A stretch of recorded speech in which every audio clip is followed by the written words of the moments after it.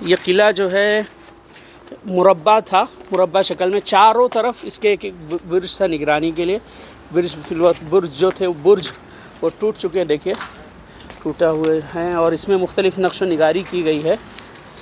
और अभी अंदर की तरफ और मज़ीद हम चलते हैं। ये देखिए, ये इसका एंट्रेंस है गेट का।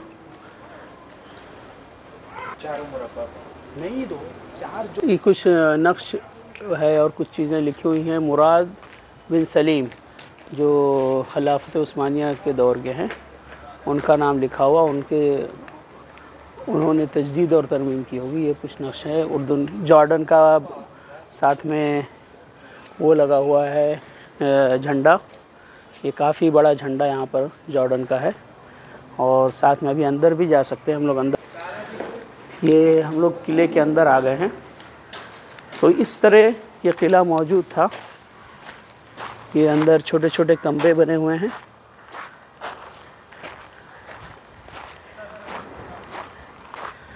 तकरीबन इसी तर्ज का जो किला मैंने तबूक का दिखाया था इससे पहले, तबूक का किला भी इतना बड़ा नहीं है, छोटा है, लेकिन अंदर के जो घर और कमरे बने हुए यही उस्मानी तर्ज के अंदर के जो कमरे छोटे छोटे बने हुए हैं ऑफिस के तौर पर, इसी तर्ज के हैं। इतना बड़ा सहन नहीं है उसका, छोटा है वो। बहुत खूबसूरत है। अंदर देखें, अलग अलग कमरे और किस मुख्तलिफ़ मकासद में इसको इस्तेमाल किया जाता रहा होगा।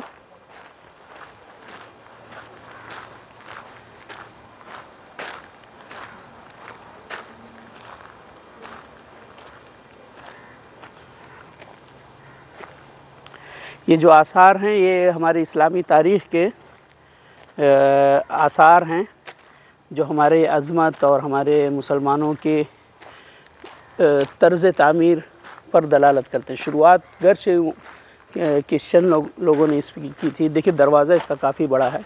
शुरुआत घर से क्रिश्चियन लोगों ने की थी, लेकिन इसको आगे इस किले को मुसलमानों ने ही बनाया।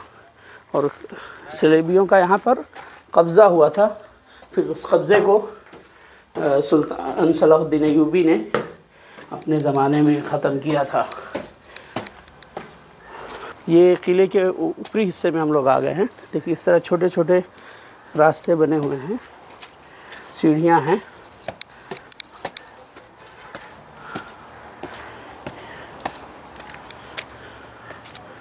ये ऊपर से किले का मंज़र है।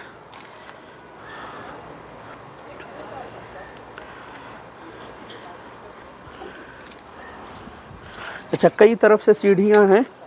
उमूमन सब रास्ते खुले नहीं हैं, एक ही रास्ता फिलवक्त खुला हुआ है।